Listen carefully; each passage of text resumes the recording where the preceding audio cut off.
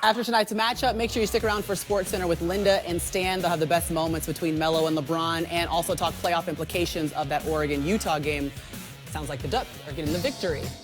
All right, let's do a Friendly Wagers update. Okay, 3-1. I fall to under 500. I'm going to take this season overall. The reigning champion, Jalen Rose, is at 2-7. Interesting. Take this lead, though. The only person that deserves to leave here swallowing is the girl who. Oh my goodness! Oh, no. I finally figured you out, and it only took 3 friendly wagers. Go against him every single time. That's bad. Okay, I'll tell you who you don't want to go against right now. It's the Lakers, 77-62. We do have some news to report, though. Rodney Hood, remember we saw him going down in that first half. It is confirmed a torn Achilles in his left leg, so you hate to see that, especially for the Trailblazers who've been dealing with injuries repeatedly.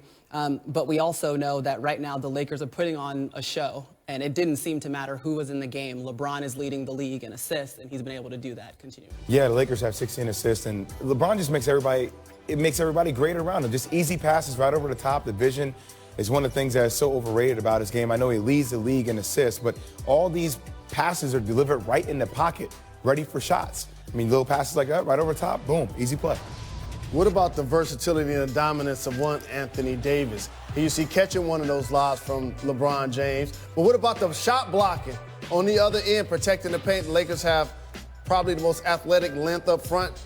How about this? The lefty corner three, Paul Pierce knocking it down. LeBron lead the league. All it down. Paul, is Dame more likely to win a Grammy or a title? You know what? If he doesn't get any help soon, it's Grammy time, baby. Been so far against the Trailblazers. Maria, we've got Paul, Jalen, and Jay Will here, and we had really the Bucks putting on a show against the Clippers in this matchup. They had won 13 straight coming into this game. We thought, oh, Clippers, this will be a tough. A lot of players play with that energy and effort per possession. This is why I was arguing with you on Get Up, telling you that Giannis is the best player in the game. He's amongst the league leaders in points, in rebounds, in blocks. He improved his three-point shot. They're going to have the #1 overall seed in the NBA. And when he plays against the teams like the Clippers and the Celtics that play basic small forwards at power forward like Kawhi Leonard or Paul George or Jason Tatum or Jaylen Brown, he's going to punish them too. He can easily bring home the MVP and Defensive Player of the Year award. Give me one word to describe Giannis. Scary. I mean, seriously, when you're matched up against Giannis, you're going to get your rest the night before. These guys, trust me, because half of the league or 90% of the guys who guard them are scared. You're going to get rest the night before, you're going to get beat down the night of. His stat line from the third quarter, 13 points, 5 of 8 shooting against the Clippers, who are supposed to be great at defense. I got one word for it. He's an alien. He's an alien. He's a skinny wing version of Shaquille O'Neal. Like, he just punishes people in the paint. And like we said, adding that shot to his game, he does that. Like, with the personnel of the team, though, that's what makes it scary, because it feels like they're the best three-point shooting team in the league. You know why the best player? You know why they get no shots? Because of my word, dominant. Because you describe Shaquille O'Neal to a guy with his frame, yet he's making threes at over 30% this year, but he's still going to give you the effort defensively. Remember, he can guard 5 positions on a particular play. Now all of a sudden you put a big guy on him. Look at this. Pulling up with ease like a walk in the park. Truth? Like it's lights out when he's doing that. This is the last element of his game that we questioned. And we saw the steps he took at the end of last year. This year, he's taking even further steps in that department, and that's why he's the best player. So I have to ask you guys, is he the most unguardable player in the game? I say yes. I think he's the most dominant player. James Harden is the most unguardable player, because he takes more shots and gets to the free throw line more. But he's the most dominant player. I say he's the most unguardable because he's more efficient. Yeah, James Harden takes more shots. He takes more shots, but he's getting these layups and dunks. He's getting his mid-range, and plus he's making threes now. Getting out of transition a lot more than James Harden does for layups and dunks. I still go back to our argument, though. And I hear you on everything that Giannis does, but I still, like, the Lakers would be a different matchup for them because of their interior defense. Correct. That's what you always gloat about, right? So I still say, like, I know LeBron James is in year 16, 17 of his career, but I sometimes think that we become remiss of all the things that he does do well because he's always been there. He's always been in that rarefied air. Just think about this. LeBron is terrific. He's fantastic. He's wonderful. But the thing he does better than Giannis is passing. Right now, Giannis does everything else better. Yes. He's a combination of LeBron and AD. And that's scary. That's exactly what you mean. That's scary. That's scary. We're going to see Oh, my LeBron taking on the goodness. Trailblazers in the second half of our doubleheader. Waiting for the Nuggets and the Celtics to tip it off. You got the Joker coming your way, shooting 45% from the field after shooting at 51% from the field last season. Guys will chime in on that later on Countdown. But obviously, the biggest news of the day in the NBA came from our Adrian Wojnarowski. As the Knicks have fired David Fizdale as their head coach, the firing came 25 days after the Knicks held an impromptu post-game presser regarding the Knicks' support for Fizdale. So let's walk through the firing and the latest with the Knicks, which is already having a rough season. Following the loss to the Cavs on November 10th, President Steve Mills and GM Scott Perry held a news conference talking about their disappointment in the team. It has not improved much since then, though. The Knicks are currently 4-18. That's the worst record in the East and tied for the worst start through 22 games in franchise history. Yeah, nobody likes that. And the last couple of games have been especially tough for New York. The Knicks have lost by a combined 81 points over the last 2 games. That's their worst point differential over any 2-game span in team history. And because we're talking Knicks history and how bad it is, guess who had to come into the studio? He was waiting to have dinner, and now he's here with us, Stephen A. Smith. That's it. Can I just say something, though? You had so much fun with the Cowboys loss, and you laughed, and you wanted them to stay together, and then you were ready to have your dinner. You were ready to spend time with your family. And then your team, the Knicks, willed you back into the studio. Well, see, that's because the head coach has been fired. There's now. no surprise. There's no surprise because I was on a high because the Dallas Cowboys lost, and as a result, their fans across the world are absolutely miserable, which makes my day. And then I'm reminded that there's something worse than the Cowboys, and that's the New York Knicks, who are absolutely god-awful. We understand that. Yes. They got rid of David Fizdale. He was a coach that, from what I'm told, wanted out.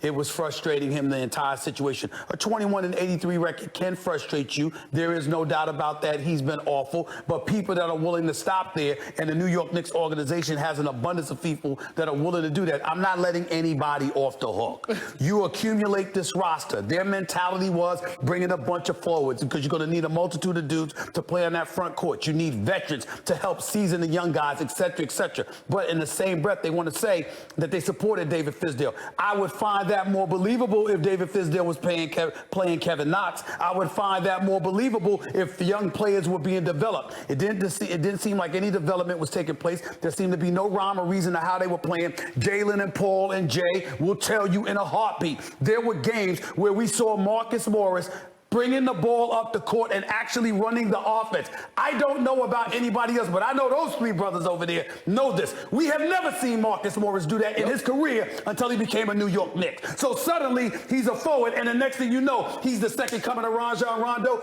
only with a New York Knicks organization. It's embarrassing. It's disgusting. It's gotten on my last damn nerves. I'm pretty ticked off, but it is what it is. What do you want? What do you want, Can we man? talk about what this really is?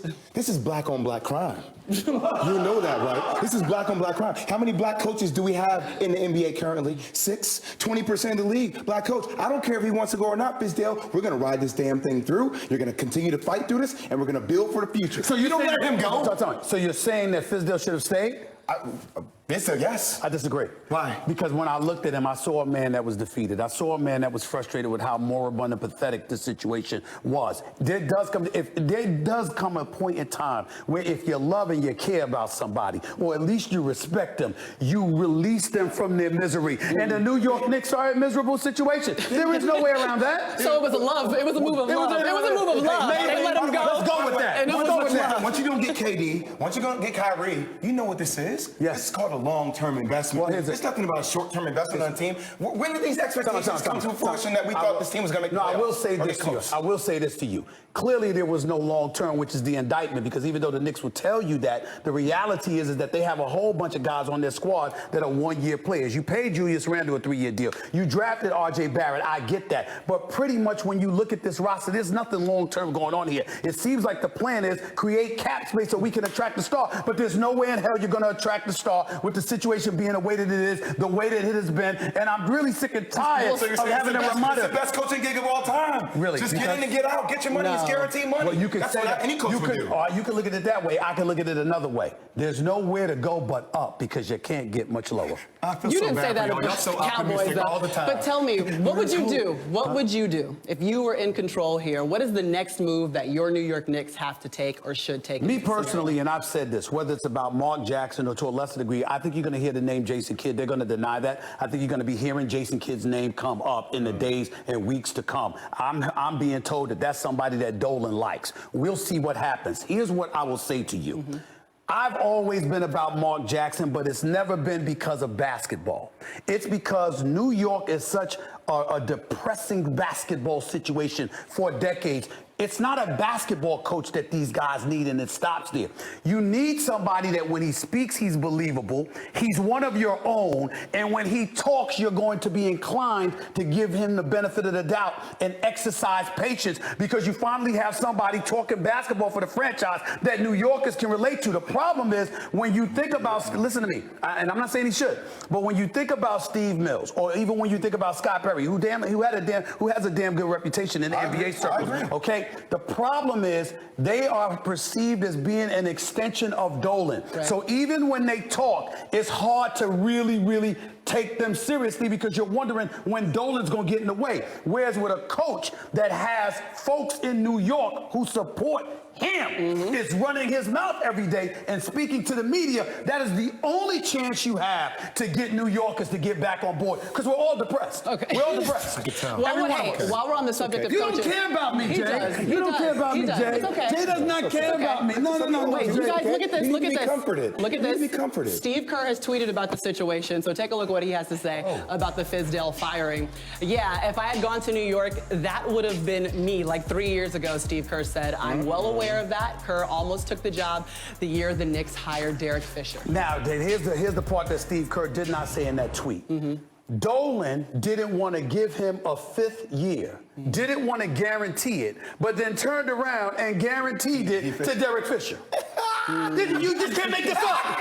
You just can't make this up. You just can't make this up. That's why I was laughing, Maria. You just can't make this up. It's laughable. You know, it's laughable to you. It's laughable to you. It's laughable to you. You just did Jordan, man. Why don't you just go away? Thank you. I'd rather her hug Thank me than you. you. Thank you. You know, I don't like him right now. I Yeah. really don't. It's okay. You're a national. It's really not It's going to funny. be fine. It's Everything's bad. going to be fine. It's bad. Remember, you got to stay together, just like you told the Cowboy fans. They're worse than the Cowboys. Everyone stay together. See what I'm saying? Everyone's